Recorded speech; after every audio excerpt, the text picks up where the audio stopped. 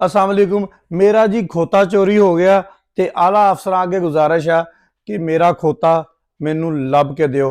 थाना साईं वाले दे विच एक दरखास्त दायर की गई है एक बंदे वालों।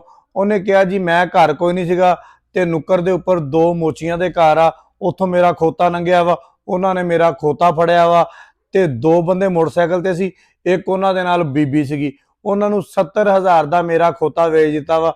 मैं उन्होंने को गया वा कि भाई मेरा खोता मैनू वापस दिओ, लेकिन वो इस गल तो इनकारी आ। लिहाजा इन्हां दे खिलाफ मुकदमा दर्ज करके मेरा खोता जिहड़ा वा वो बरामद करके दिता जाए।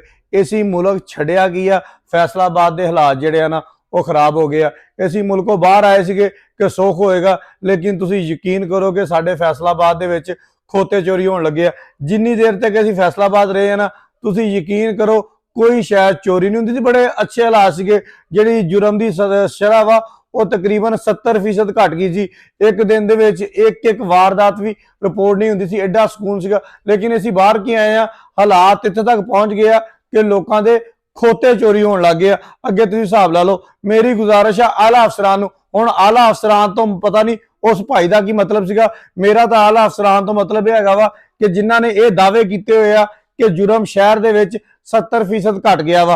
अगर इस भाई का खोता आप बरामद करके ना दे सके तो यह मतलब है कि फैसलाबाद के हालात हले ठीक नहीं हुए। मेरी गुजारिश है सारे अफसरान नूं कि इस भाई का खोता लभ के दईए। तुहानूं नहीं पता कि इस भाई की खोते दे नाल रोजी वाबस्ता होनी है ना। यह सवेरे खोता कढ़दा होना, खोता कढ़ के फेरी लांदा होना, वापस आंदा होना, सारा समान वेच के आंदा होना। यानी कि इस बंदे की रोजी रोटी उही खोता सीगा जिहड़ा चोरी हो गया। इनू बिल्कुल मजाक नहीं लेना।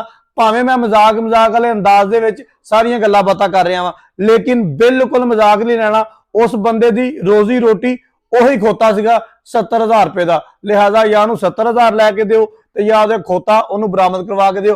मुकदमा दर्ज करके दो 125 वाले बंदे, एक बीबी ते दो मोचियां दे घर सारे अंदर दे दिओ, खोता आप ही लभ जाएगा। बहुत शुक्रिया। मेरी जनाब आला अफसरान अगे अपील है भाई मेरे नाल इंसाफ किया जाए और मेरा खोता वापस लैके दिता जाए।